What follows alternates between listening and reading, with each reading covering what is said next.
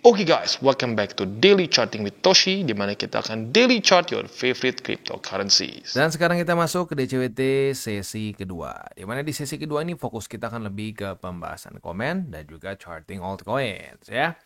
Nah, untuk economic calendar hari ini jangan lupa kita akan keluar dua data penting, yaitu initial jobless claims dan juga PPI. Ini dua-duanya penting, kenapa? Karena yang satu berhubungan dengan labor market ya. Dan initial jobless claim ini punya korelasi yang besar dengan tingkat pengangguran US ya, karena ini basically orang awal nganggur untuk dapat government benefits itu perlu melakukan ini ya, mengklaim bahwa mereka jobless begitu. Nah, kalau keterusan ya ujung-ujungnya masuk ke data ya pengangguran begitu kan. Makanya jadi ini korelasinya cukup besar dengan tingkat pengangguran di US. Dan yang kedua PPI. PPI ini adalah salah satu cara untuk menghitung inflasi. Jadi ada PPI, CPI, dan PCE begitu. Jadi otomatis dua-duanya sangat penting. Dua-duanya akan keluar di setengah 8 malam. Jadi siap-siap buat lo yang punya posisi futures dekat-dekat ke setengah 8 malam belum kena target TP, boleh pertimbangkan untuk tutup posisi. Begitu ya.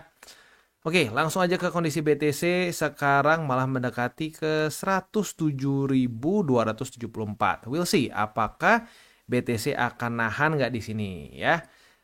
Jadi ya ini udah mulai terbentuk lagi. Ya ini kan higher high ya. Nah semoga selanjutnya akan terbentuk suatu higher low. Begitu. Itu yang dibutuhkan untuk BTC supaya bisa mempertahankan strukturnya ya. Itu kurang lebih PR untuk BTC. Next untuk BTCD-nya kita bisa lihat di sini kondisinya itu masih struggling dengan MA50. Masih lagi retest dengan MA50 lebih tepatnya ya. Tapi masih ya kita harus lihat besok daily close seperti apa ya, apakah dia akan di atas dari MA50 atau tidak begitu ya. Oke, remindernya yang gue ingatin lagi aja, just keep it 60-40 gitu. Next, news ini datang dari US di mana sekarang nama Menteri Keuangan AS Scott Bessent mulai mulai keluar sebagai salah satu kandidat pengganti Jerome Powell ya.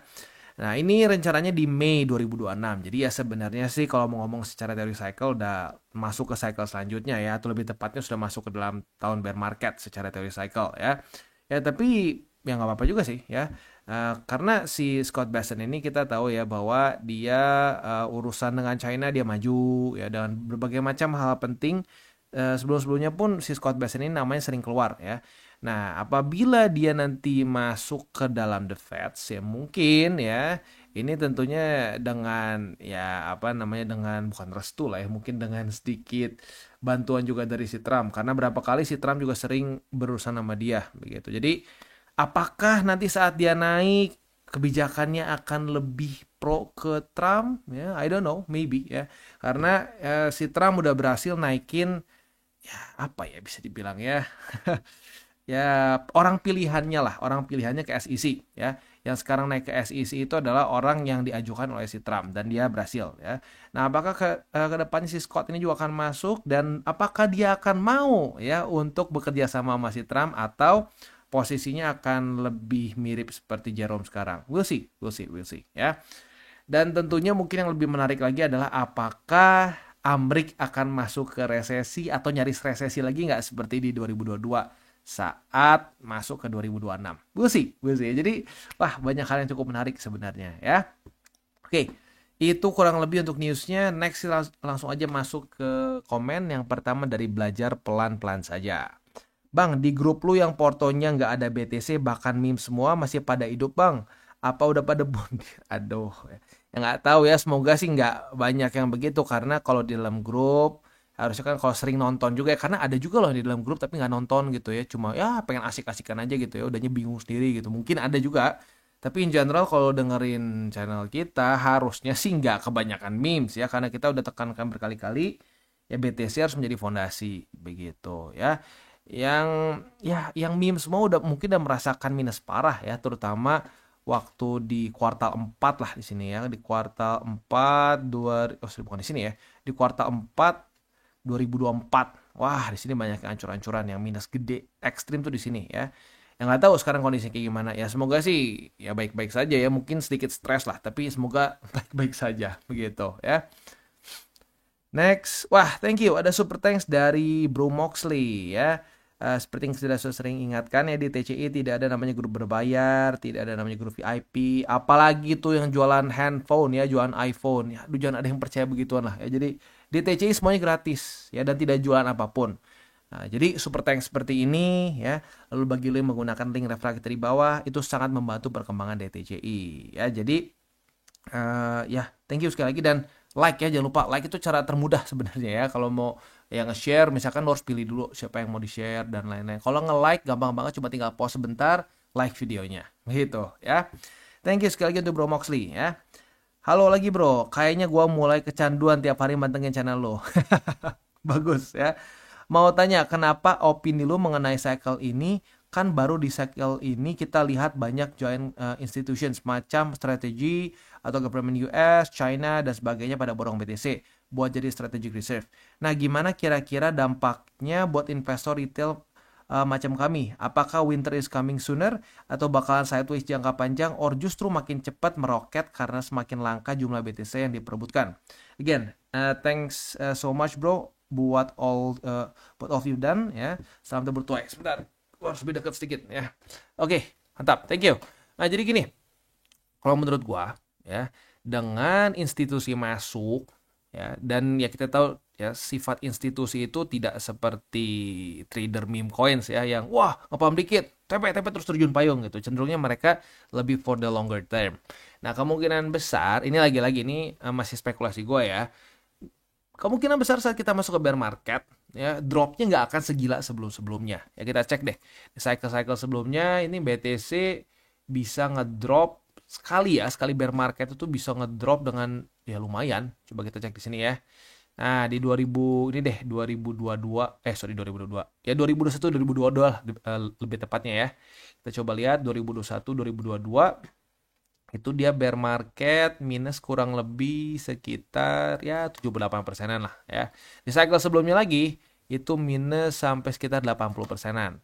Yang sebelumnya lagi ini di angka 86 juga gitu ya. Jadi sebenarnya trajektorinya oke sih, makin kecil.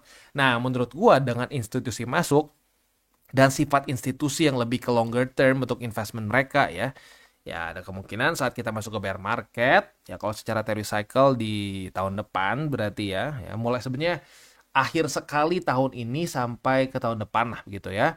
Ya mungkin ya, ini sekali lagi spekulasi dari gua, akan lebih kecil dropnya gitu, which is ya good for the longer term juga begitu ya. Nah, tapi di waktu bersamaan juga kita harus sadar bahwa itu ya sekali lagi bentuknya masih spekulasi. Kita nggak pernah bisa tahu. Karena bisa saja kok ya institusi juga panic selling, mungkin saja, tapi possibility untuk melakukan seperti itu lebih kecil karena institusi sifatnya berbeda dibandingkan dengan retailers yang ya FOMO ya, panic selling begitu ya.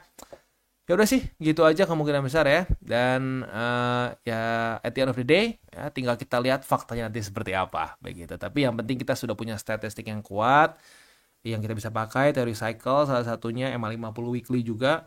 Ya udah, itu jadi patokan kita aja begitu ya. Next. Wah, thank you, ada super thanks lagi dari Diryuwansi ya. Thank you. Terima kasih Bang Bang TCI, mau tanya nih ya. Saya tertarik dengan mining coin Bang. By the way, saya merantau di Kuwait. Wah, oke. Jauh juga ya di Kuwait. Listrik tenaga KWH besar dan juga dan gratis ya. Dari 3 tahun dibayar perusahaan. Saya mau memanfaatkan listrik di sini. Wah, ya kalau listriknya gratis ya lumayan menarik juga ya.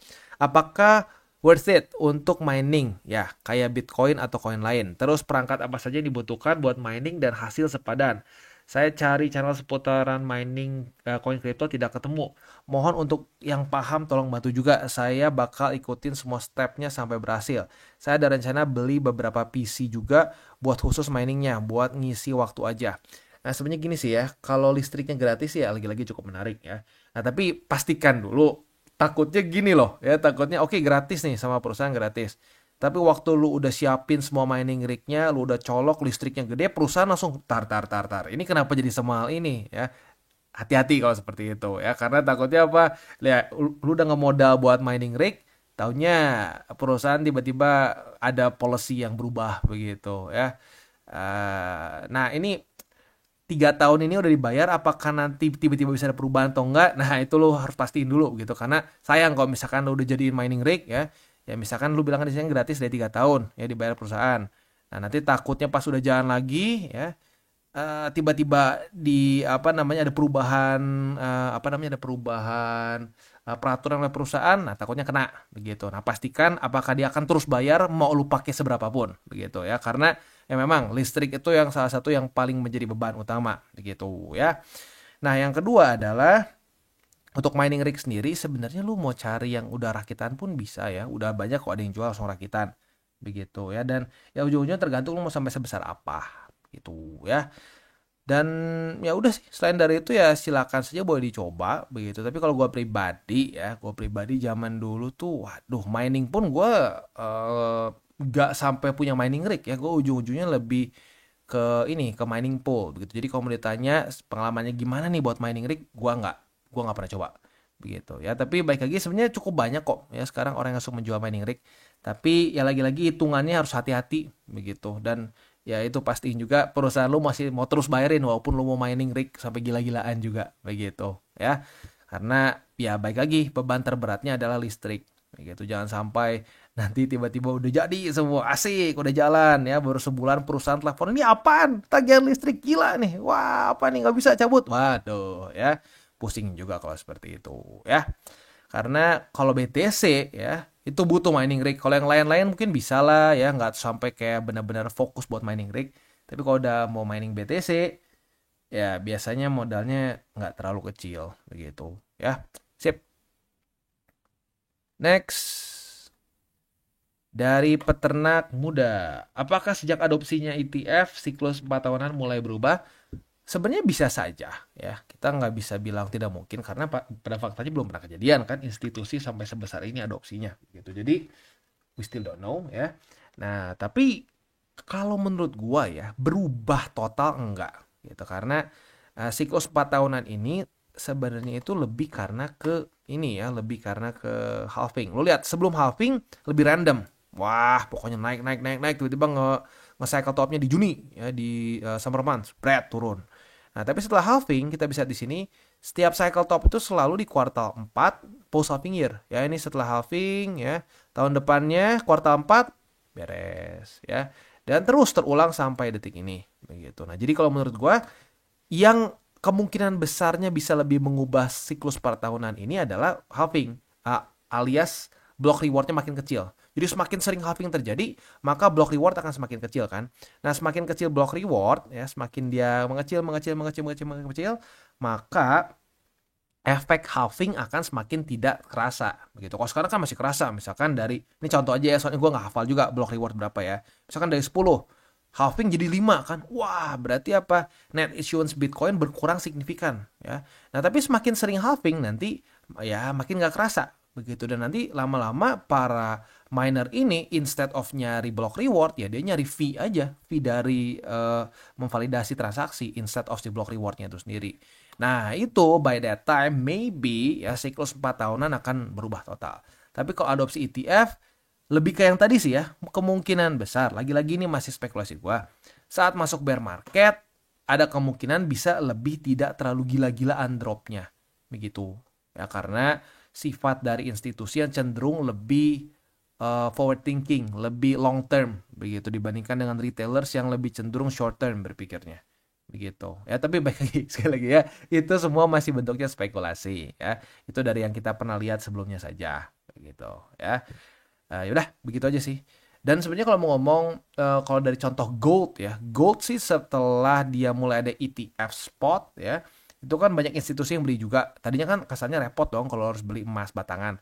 Nah, sejak itu ya gold juga meningkat dengan cukup tinggi begitu. Jadi sebenarnya ada juga kemungkinan sih ya, eh, ya ada pelesatan juga begitu dalam waktu yang lebih panjang begitu. Tapi nggak kayak dalam sebulan tiba-tiba kesannya 100x gitu. Enggak sih, nggak seperti itu juga. Ya karena ya kayak waktu gold dapat ETF spot juga kan udah lumayan gede itu secara market cap ya. Saat ada adopsi dari institusi ya ada penambahan signifikan ya, tapi nggak jadi tiba-tiba naik kayak shitcoin gitu, nggak tiba-tiba wah naiknya tuh nggak make sense, nggak ya, tetap masih masih ngotak lah gitu kasarnya ya, karena memang market cap dia sudah besar begitu. Ya jadi sebenarnya boomnya tuh paling ekstrim tuh ada dua lah ya. Setelah ada ETF spot, wah gold ya, dan waktu tahun 70-an. Kenapa 70-an? Ya lo research sendiri deh mengenai ini ya, mengenai Nixon ya, mengenai kebijakan Nixon yang melepaskan standar gold standard begitu. Nah, itu terjadi di tahun 70-an. Kalau lu ya pernah baca-baca buku zaman dulu gitu ya, itu sampai ada aturan sampai lu tuh gold itu orang harus sembunyiin itu karena ya karena apa namanya lu harus kasarnya tuh gue lupa itu harus digimanain ya kalau nggak salah tuh kayak pemerintah intinya nggak seneng kalau lu pegang gold deh. Gue spesifiknya lupa kebijakan seperti apa, tapi lu boleh research deh. Nah, itu membuat harga gold wah ya naik dengan luar biasa begitu. Nah itu yang pertama, yang kedua yaitu setelah ada ETF spot di zaman si itu siapa sih namanya suaminya si Hillary itu Bill Clinton ya. Oke, udah sih gitu aja kurang lebih ya. eh Beres. Next. Wah, thank you ada super thanks dari Ruth, ini gimana bacanya ya? Ruth Wekatrisilowati ya, merci ya. Thank you juga ya. Oke, next dari Crypto Saham Side Hustle. Terima kasih Bang Toshi. Berkat panduan daily sama setup future dari Bang Toshi, porto saya jadi recovery dan PNL kembali menghijau. Saya spot dan future hanya fokus BTC Bang. Nah ya berarti lebih less volatile ya. Ya jadi sebenarnya itu bisa juga ya trik misalkan gini. Lu futures tapi pengen kasarnya apa ya tidak terlalu sport jantung ya bisa fokus di BTC aja karena BTC biasanya volatility-nya nggak segila alts gitu ya. Ya tapi di waktu bersamaan ya lu jangan berharap sehari juga dapatnya gede gitu ya. Ya selalu gitulah ya. Lu pengen return lebih besar ya resiko akan meningkat juga ya. Awalnya memang sering merah PNL-nya karena selalu salah posisi saat mau open long atau short future. Pas mau long dikira udah posisi bottom malah lanjut terjun.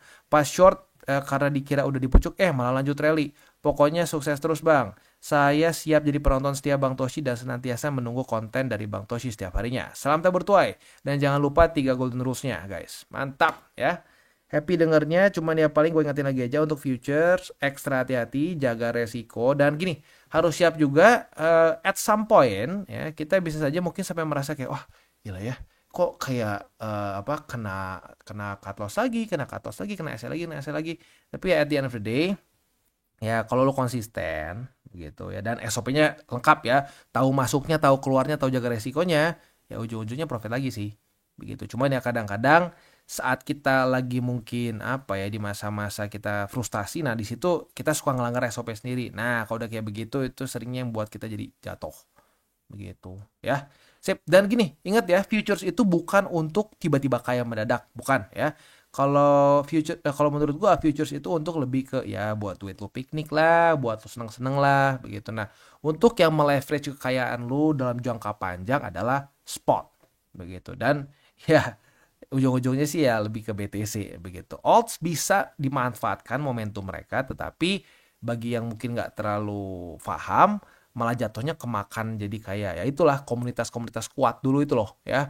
Wah, meme coins ini akan mengalahkan BTC. Wah ya boleh silahkan ya. Kalau mau percaya yang begituan monggo ya. Dari cycle ke cycle selalu ada dan selalu hancur luar biasa ya. Jadi alts bener nggak bang profitnya bisa lebih gede? Bisa, bener, gue udah buktiin. Secara persentase bisa gila ya. Pas waktunya tepat ya saat masuk ke altcoin season. Tapi kalau lu berpikirnya kayak BTC, wah kebayang nggak? Ini baru gue hold berapa tahun aja udah ngalahin BTC. Cycle ke depan bakal ngalahin lagi berapa kali lipat. Nah, salah besar. Udah banyak sekali yang hancur seperti itu ya. Dari profit ribuan persen balik lagi ke minus begitu ya. Sip. Next, Eben Project. Koh, mau nanya pertanyaan basic. Kenapa memilih BTC untuk dijadikan aset koh? Sementara di luar sana ada banyak instrumen investasi lain selain BTC. Saya mau nanya karena penasaran dari sudut pandang Kotoshi. Thanks untuk ilmu-ilmu mahalnya koh. God bless you. God bless you too ya. Sebenarnya ya ada banyak yang lain dan gue juga ada lagi yang lain juga ya. Gue juga ada diversifikasi ke berbagai macam hal-hal lain begitu dari properti lah, lalu juga ada gold ya, lalu juga ada apa namanya Kalau saham persatuan sih enggak, gue lebih prefer ke indeks begitu, dan bukan indeks Indo ya, gue ya bukan gimana ya, kalau gue lebih percaya indeks di luar, dia kayak Nasdaq, S&P dan kawan-kawannya lah begitu. Jadi boleh diversifikasi. Nah tapi kenapa kalau gue pilih BTC untuk gue masukin juga ke portofolio gue in general ya? Ya karena BTC ini ya sampai sekarang ya gini loh, banyak orang kan yang selalu bilang BTC ini hanya untuk spekulasi bla bla bla bla bla bla. Tapi lo perhatiin sekarang udah berapa banyak ya, orang-orang yang akhirnya menyadari bahwa BTC ini ya ini memiliki sifat yang sangat mirip seperti gold tapi tanpa kelemahan gold begitu. Kayak contohnya apa kelemahan gold? Misalkan lu coba ya, lu keluar dari Indonesia bawa nggak usah seton, lu bawa 10 kilo aja emas, masukin ke masukin ke koper lu gitu, lu mau bawa ya, itu lu nggak ditangkap udah bagus ya, pasti akan ditanya ini dari mana emasnya, anda mau ngapain, kenapa bawa kabur emas sebanyak ini, padahal tuh emas lu, itu emas punya lu, misalkan lu dapat dari mana lah, mungkin kakek lu dari dulu tukang beli emas udah berapa kilo gitu ya, nah lu pengen keluar, misalkan lu pengen kemana gitu, enggak, lu nggak bisa seperti itu kan. Nah tapi faktanya dengan BTC gitu ya, itu berapa banyak orang yang dari Ukraina, itu dulu kan sempat gue bahas ya, zaman waktu perang Ukraina lagi gila-gilanya itu banyak rakyat Ukraina yang kabur ya, dan bawa bawa apa ya, mereka bawa itu, bawa BTC mereka yang mereka masukin ke cold wallet ya, ada yang katanya sampai ekstrimnya ada yang dimasukin ke ya tau lah masukin ke mana ya, bagian belakang ya, biar nggak ada biar nggak diambil oleh orang ya, ada yang dibawa biasa, dan ya udah itu semua bisa mereka ambil tanpa ada tanpa ada pemberhentian tertentu. Dan sebenarnya gini, itu kan ekstrim. Sekarang gini aja deh ya, misalkan lo punya BTC senilai 1T ya, amin 1T misalkan ya, nah lu bawa itu dengan cold wallet. Yang paling gila sekarang inilah, lu bawa aja misalkan pakai Tangem kan bentuknya kayak kartu ya, orang bingung, orang nggak bisa bedain dengan kartu biasa gitu kan. Nah lu bawa lu bisa dengan gampang bawa 1T dari negara ini ke negara lain, dari Indonesia misalnya ke Singapura ke yang lain-lain. Sementara lu coba bawa duit cash, lu bawa gold dengan jumlah segitu, habis sudah pasti dicegal. Buat apa nih, mau buat apa gitu kan. Nah itu, dan selain itu juga ya akhirnya ya banyak juga diakui sama ini kan, banyak juga diakui oleh ya kayak salah satunya Putin bilang BTC itu nggak bisa dibendung begitu ya. Intinya kalau dibikin TLDR-nya ya antara kita ikut adopsi atau ya kita nggak ikutan gitu. Jadi BTC itu menurut gue udah sampai ke satu poin di mana ya kalau lu nggak ikutan juga ya lu rugi, itu udah masuknya ke dalam disebutnya Nash equilibrium begitu. Kalau sebelumnya kan orang masih enggak lah, nggak jelas bla bla bla bla bla bla bla, masih banyak bla bla bla blanya gitu ya. Sekarang orang-orang yang di posisi-posisi tinggi pun sudah menyadari, wah kita harus masuk nih, kita harus masuk juga ke dalamnya, kita harus punya juga, nggak harus semua aset diubah ke itu, tapi harus punya juga dalamnya, karena ini Nash equilibrium begitu. Aduh kalau mau jelasin lagi Nash equilibrium kepanjangan ya, coba cari sendiri, minta jelasin ke ChatGPT apa itu Nash equilibrium ya. Sip. Next dari pengepul Hot Wheels. Kalau jalan ninjaku di saat seperti ini lebih baik ketinggalan namun dapat harga yang sesuai daripada FOMO takut ketinggalan, beli berharap naik malah kebeli di pucuk. Kalau sudah di pucuk pikiran kita udah gak karuan. Berhari-hari cut loss apa tunggu harga naik. Kalau harga naik kapan naiknya? Jadinya makan gak kenyang, tidur tak sleeping. Bener. Serius bener, udah jangan kita buat keputusan saat kita lagi full of emotion ya.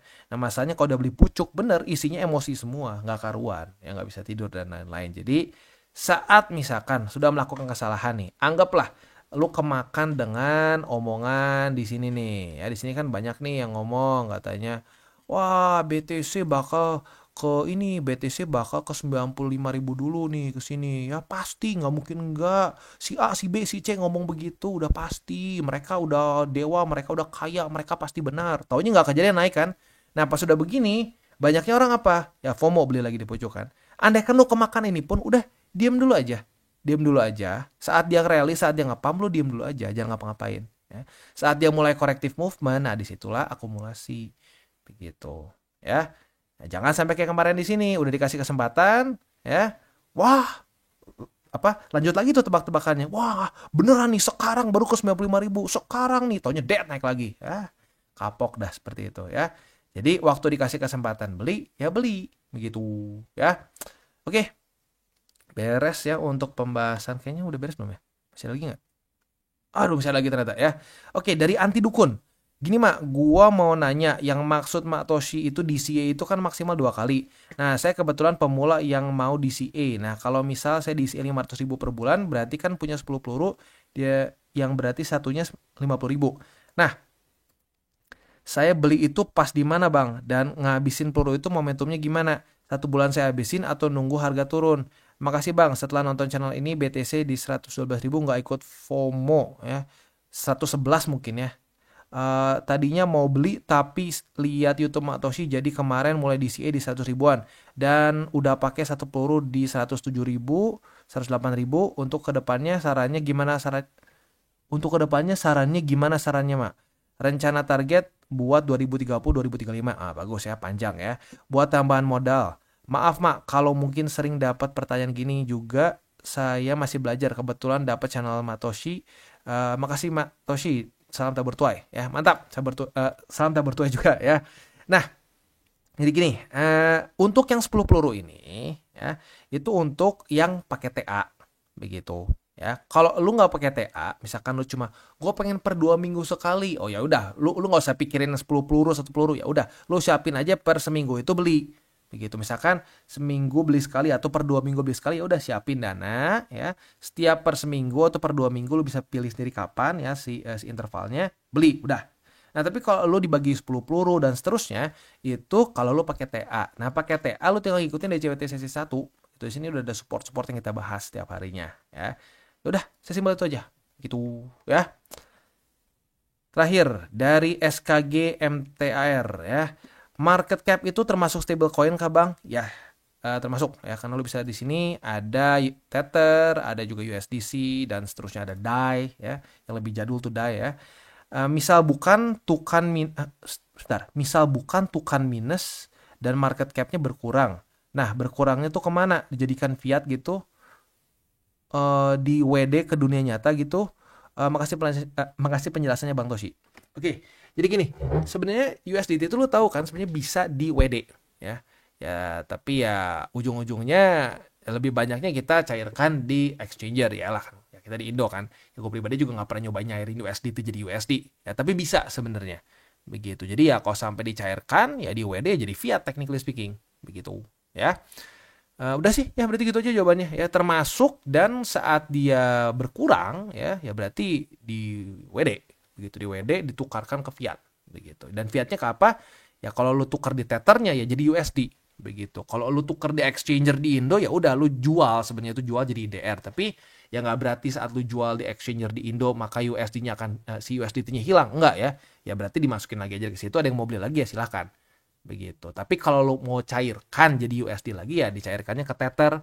Kalau USDC dicairkannya ke Circle begitu. Ya, tapi in general kita nggak akan pernah menyairkan ke mereka kok. Ujung-ujungnya kita cuma jual di exchanger sini aja begitu. Ya. Oke. Beres, itu kurang lebih untuk pembahasan komennya. Selanjutnya kita masuk ke buy limit. Tetapi sebelum kita masuk ke buy limit, seperti biasa gue akan disclaimer dulu bahwa semua konten dari TCI bukanlah financial advice. Ini semua bentuknya adalah edukasi. Lalu bagaimana cara mendukung TCI? Ada banyak caranya. Lu bisa like our video, bisa share our video. Itu juga bisa menggunakan link referral kita di bawah. Dan sekarang kita akan dengar dulu pesan-pesan dari sponsor kita pada hari ini. Dan sponsor kita adalah Wobi. Ya, jadi Wobi ini adalah suatu platform untuk kita trade futures mainly ya. Walaupun bisa juga spot, tapi mainly lebih ke futures ya. Nah, jadi lebih cocok untuk intermediate sampai ke advance ya. Nah, jadi untuk ya buat yang trading futures biasa ya udah tinggal pakai di terminal lu pakai. Cuman perbedaannya di sini adalah mereka itu ada AI. Nah, AI-nya ini kita bisa pakai untuk TP dan SL ya, kita bisa minta bantuan mereka untuk buka TP dan SL. Dan juga selain dari itu, mereka ada AI agents. Nah, AI agents ini tugasnya ngapain? Ya, dia bisa langsung bukain posisi dengan TP dan SL-nya. Begitu ya. Ada yang dari konservatif, ada yang medium risk sampai yang agresif begitu. Kelebihannya apa? TPSL-nya udah ada, jadi udah kejaga resikonya. Nah, tapi kekurangannya apa? SOP-nya ya lu nggak tahu SOP-nya apa. Gitu. Jadi sebenarnya kalau buat lu yang udah punya SOP sendiri ya boleh pertimbangkan pakai langsungnya terminal trade seperti biasa. Tapi buat lu yang penasaran dengan AI agents-nya monggo bisa lu cek karena ada berbagai macam jenis begitu ya. Dan selain dari itu juga ya di sini pun ada namanya ini, ada juga rebate ya, rebate voucher. Nah, rebate voucher ini biasanya 100 USDT saja, tapi bagi lo yang menggunakan link referral kita di bawah akan ada upgrade ya. Dari 100 USDT menjadi 250. Jadi buat lo yang tertarik, silahkan bisa pertimbangkan untuk menggunakan link referral kita di bawah dan mulai trade di Wallbay. Dan kita mulai dengan BNB. Untuk BNB kita bisa lihat di sini sudah terjadi retest pertama di angka 664,2 ya. Kita lihat besok. Kalau besok daily close-nya masih di atas dari 664,2, kita ada potensi untuk bisa kebuka posisi long ya. Nah, kita lihat besok aja. Untuk posisi spotnya ada di angka 664,2, lalu juga ada di angka 650,08 dan di MA200. Next kita masuk ke XRP. Untuk XRP kita bisa di sini retest 1, retest 2 ya. Buat yang konservatif ya, di sini udah kena target TP-nya ya. Jadi buat yang paling konservatif sudah kena target TP profit 1%-an ya. Buat yang agresif ya, technically speaking masih boleh dipertahankan ya. Kita lihat sampai besok jam 7 pagi daily close di mana. Kalau di bawah dari 2,27 ya berarti cut loss gitu ya. Untuk posisi spotnya ada di angka 2,27, MA20 dan 2,1552. Next kita masuk ke Cardano. Untuk Cardano kemarin sudah terjadi retest pertama di angka 0,7209. Ya, hari ini malah retestnya ke bawah, jadi ya berarti belum ada setup futures lagi.